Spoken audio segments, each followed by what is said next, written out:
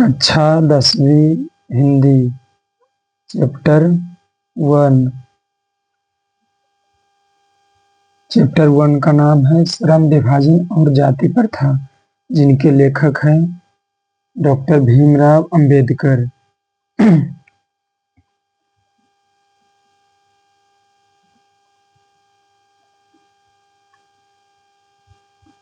बाबा साहेब भीमराव अंबेडकर का जन्म 14 अप्रैल 1891 ईस्वी में महू मध्य प्रदेश में एक दलित परिवार में हुआ था।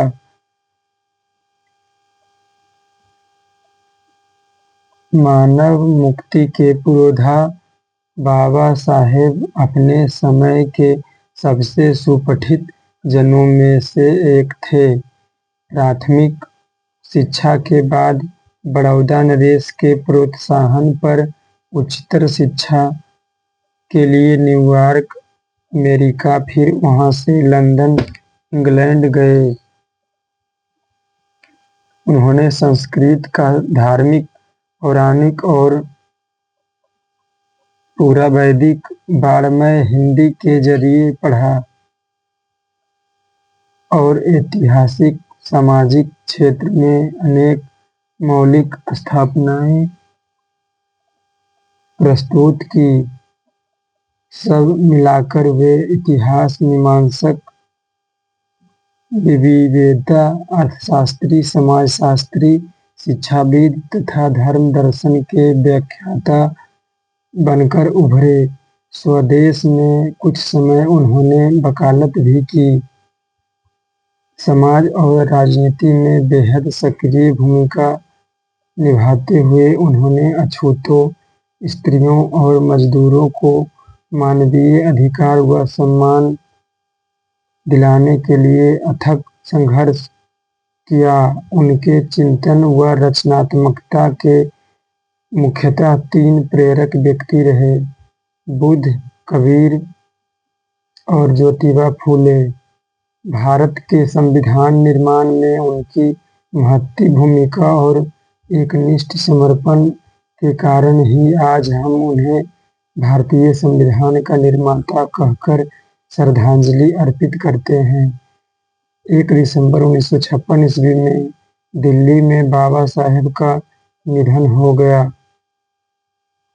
बाबा साहेब ने अनेक पुस्तकें लिखी।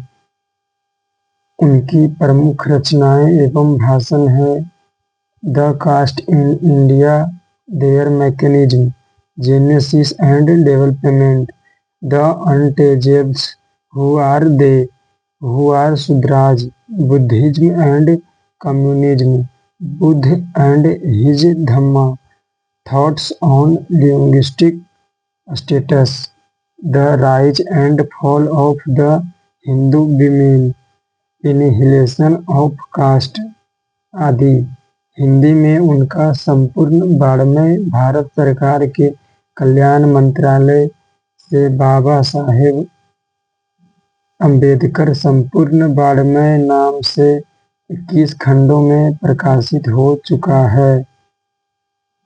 यहाँ प्रस्तुत पाठ बाबा साहेब के विख्यात भाषण एनिहिलेशन ऑफ कास्ट के ललई सिंह यादव द्वारा किए गए हिंदी रूपांतरण जाति भेद का उच्छेद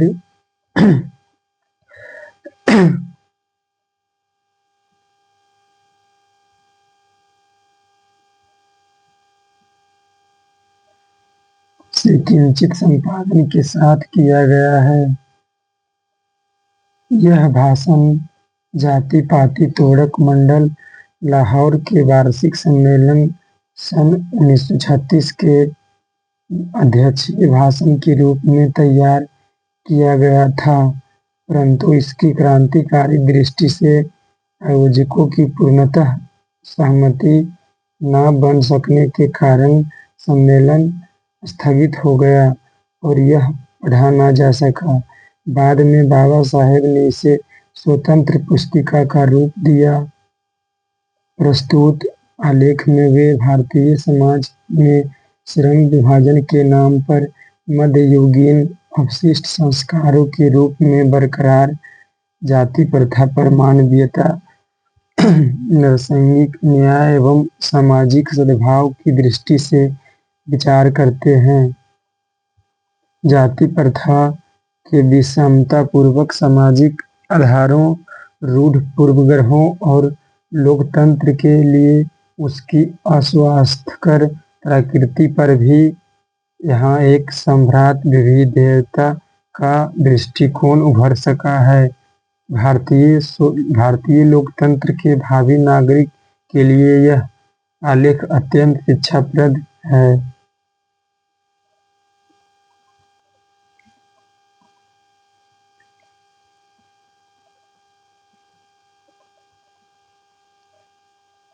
श्रम विभाजन और जाति प्रथा।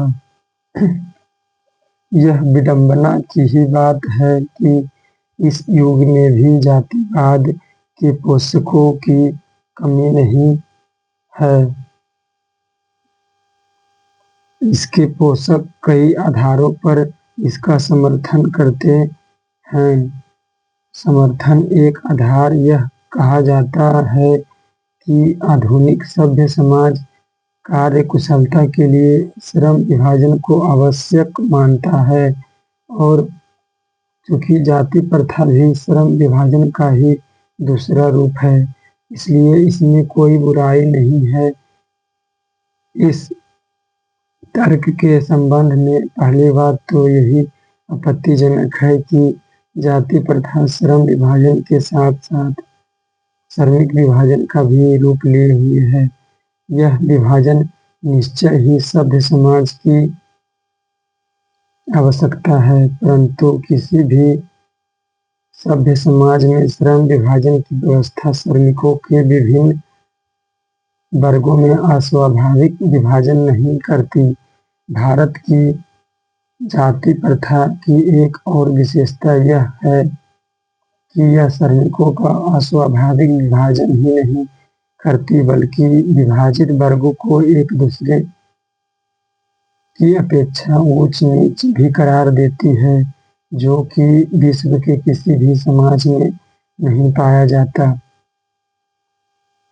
जाति प्रथा को यदि श्रम विभाजन मान लिया जाए तो यह स्वाभाविक विभाजन नहीं है, क्योंकि यह मनुष्य की रुचि पर आधारित नहीं है।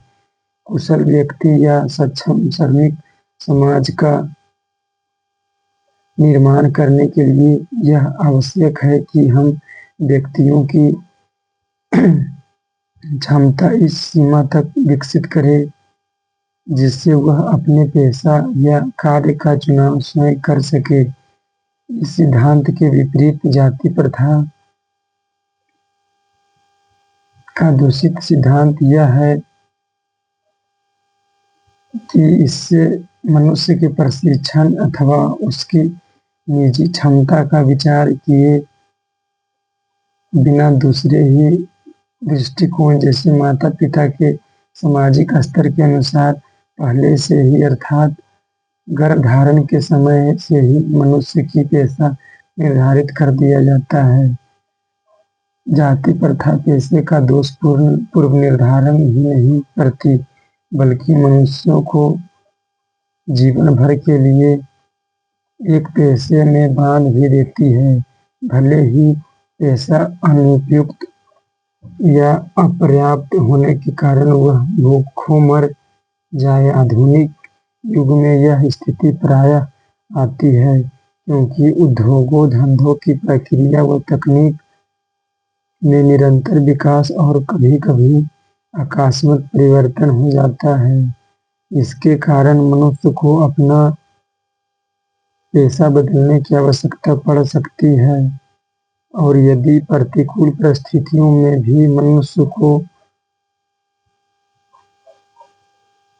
अपना पेशा बदलने की स्वतंत्रता न हो तो इसके लिए भूखों मरने के अलावा क्या चारा रह जाता है। हिंदू धर्म की जाति प्रथा किसी भी व्यक्ति को ऐसा पेशा चुनने की अनुमति नहीं देती है जो उसका पैतृक पेशा हो।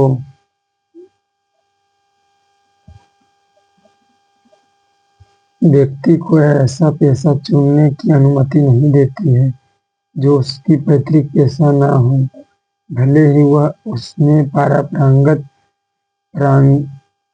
हो। इस प्रकार पेशा परिवर्तन की अनुमति